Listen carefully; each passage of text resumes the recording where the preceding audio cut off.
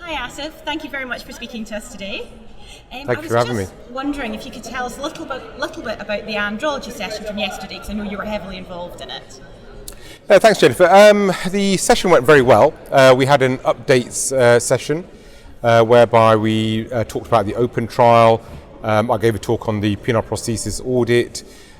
So that went down very well. But one of the highlights, I think, was the update on the genital emergencies consensus statements that BAUS produced.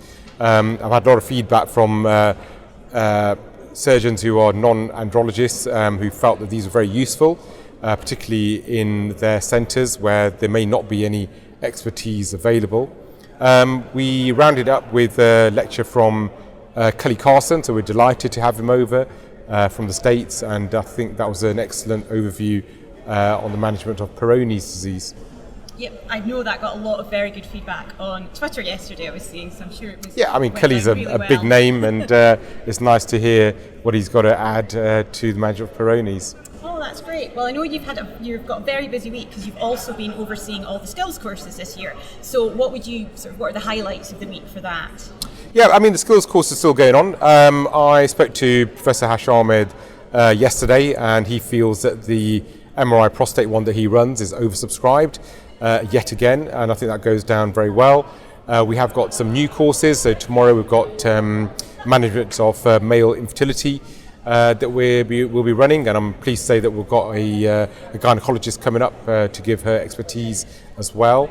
And then we've got the usual ones which are running every year, which have always been popular. The stone course is again subscribed, and paediatric urology always goes down very well. So we'll be running the ones which we feel are necessary for the trainees, so research methodology, so there's a bit of an early start this year. Next year, I think we'll probably keep the courses to a similar number. If there are going to be any new ideas, they will be submitted to the wash-up meeting, and then we can then consider them to be added to next year's annual meeting. But I think the courses being reduced in size has helped the overall meeting. We've got more people now in the plenary sessions, and I think that's gone down very well.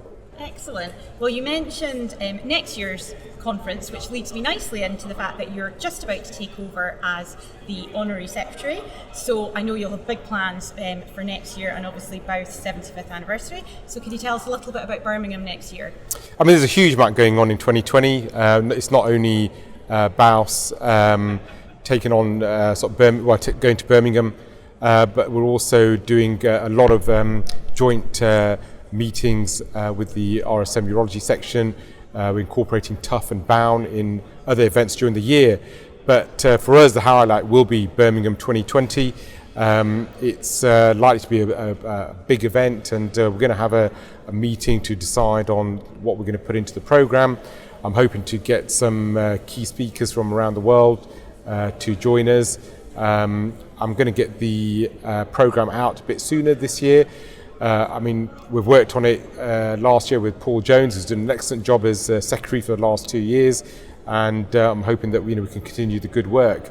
But I think Birmingham 2020 will be a massive conference, and I'm hoping that everyone will enjoy it just as much as they've enjoyed this year. Brilliant. Well, thank you very much. Lovely no problem to at chat all. to you. Thanks, Jennifer.